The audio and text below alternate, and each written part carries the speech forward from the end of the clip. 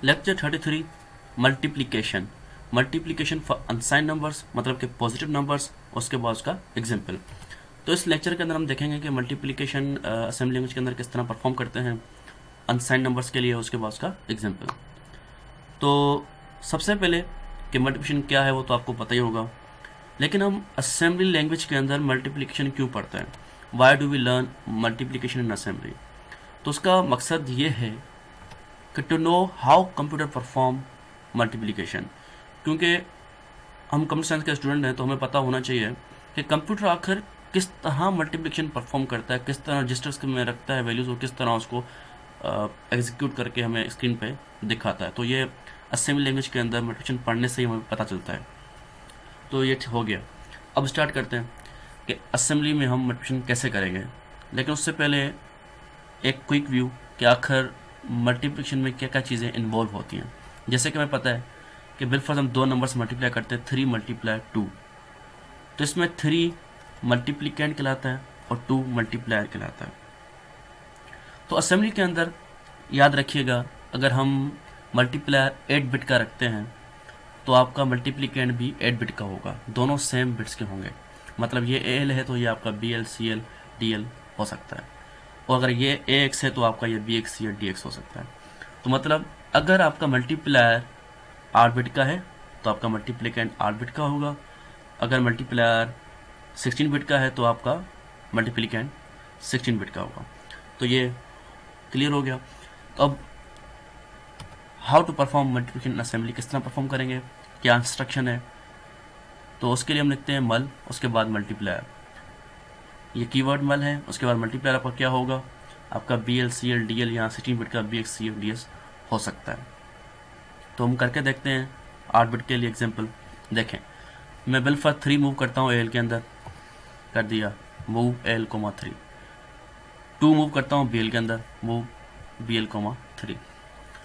अब मल, उसके बाद मल्टीप्लायर, मल्टीप्लायर कौन सा है हमारा, बी एल यहाँ पे रखा है हमने, तो मल लिख के बी एल कर दिया, तो ये चीज़ इसके साथ मल्टीप्लाई हो जाएगी।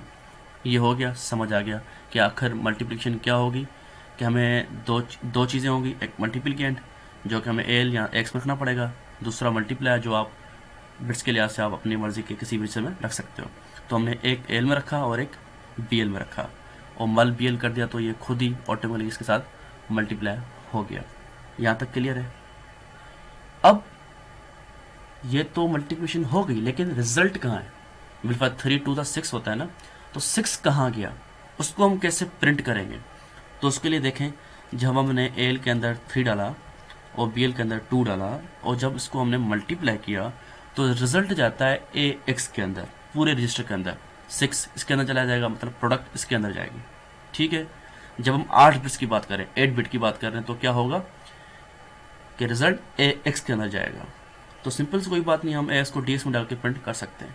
लेकिन अगर आप 16 बिट पे काम कर रहे हो तो थोड़ा कॉम्प्लिकेट हो जाता है कि बिलफर्ज अगर आप ए एक्स के अंदर डालते हो 3 और बी एक्स के अंदर डालते हो आप 2, दोनों को मल्टीप्लाई करते हो, तो रिजल्ट देखें, ये भी 16 बिट का, ये भी 16 बिट का, तो ऑब्वियसली बात है कि रिजल्ट जवाब बढ़ गया, कि वो 16 बिट्स की रेंज से बढ़ गया, तो एक रजिस्टर संभाल नहीं सकता। तो उसके लिए 2 रजिस्टर यूज़ होंगे, डी एक्स और ए एक्स, इन दोनों में जवाब होगा जो आपका रिजल्ट आएगा। फर्स्ट 6 है, मतलब कि इसका बाइनरी में कन्वर्जन होगी। 6 की बात करते हैं तो इस तरह कन्वर्जन होगी, और ये इसके अंदर जाएगा और ये इसके अंदर जाएगा। खैर, कहने की बात ये थी, जब 8 बिट पे काम करते हैं तो रिजल्ट ए एक्स के अंदर जाता है, जब हम 16 बिट पे काम करते हैं 2 रजिस्टर होते हैं, डी एक्स और ए एक्स, इन दोनों में कंबाइंड जवाब जाता है। तो हम 8 बिट की बात कर रहे हैं, इसको एग्जांपल लेते हैं, इसी को सोल्व करते हैं, और आपको भी उम्मीद है कि प्रोग्राम में जब भी मल्टीप्लिकेशन प्रोग्राम बनाएंगे तो आप 8 बिट पे रहते हुए बनाइएगा, तो आपके लिए आसान रहेगा, वो इजी तो होता है, और उसको प्रिंट करना भी बहुत ही ईजी होता है। खैर, तो हम ये हो गया कि हमने एल में 3 डाल दिया, बी एल में 2 डाल दिया, दोनों आ गए, और मल्टीप्लाई कर दिया मल बी से। रिजल्ट एक्स के अंदर चला गया तो कोई बात नहीं थी, हमने क्या किया, मूव डी एस को एक्स, डेटा रजिस्टर के अंदर हमने एक्स, जो रिजल्ट आ गया 6, वो डाल दिया। अब 6 गया है, तो अब 6 स्क्रीन पे प्रिंट कैसे होगा, उसका आस्की कोड कन्वर्ट करना पड़ेगा ना। तो हम लिखेंगे 8 डी एक्स 48, ये आपको पता ही है पहले से, तो हमने 8 कर दिया। अब प्रिंट करने के लिए सिंगल डिजिट फंक्शन 2 यूज़ होता है, सर्विस रूटीन 2, तो move AH comma 2 interrupt call कर दिया, तो इससे आपका रिजल्ट प्रिंट हो जाएगा 6। लेकिन लेकिन लेकिन विलफर्ड में बात करता हूँ, 5 मल्टीप्लाई 2 10 हो गया, तो एक्स के अंदर 10 आ जाएगा, तो 10 तो इस तरह प्रिंट नहीं होगा फंक्शन 2 से, ये तो आपको पता ही है। फंक्शन 2 एक डिजिट प्रिंट करेगा, 2 डिजिट प्रिंट नहीं करता। तो इस सूरत में क्या किया जाए, सोचें, देखें। तो एक टेक्निक हम यूज़ कर सकते हैं। कैसी टेक्निक? अगर मैं बात करता हूँ ए एक्स के अंदर 10 है, तो इसके दो पार्ट होते हैं एक्स के ना, ए एच होता है और ए एल होता है। अगर मैं कुछ ऐसा करूं कि ए एच में 1 डाल दूं और ए एल में 0 डाल दूं, तो मैं ए एच को अलग प्रिंट कर सकता हूं और ए एल को अलग से प्रिंट कर सकता हूं। हाँ, फिर तो आसानी हो जाएगी। अब ये होगा कैसे असेंबली के अंदर? तो उसके लिए कोई मसला नहीं, एक डायरेक्टिव पहले से बना हुआ है जिसका नाम है AAM, ASCII adjust after multiplication.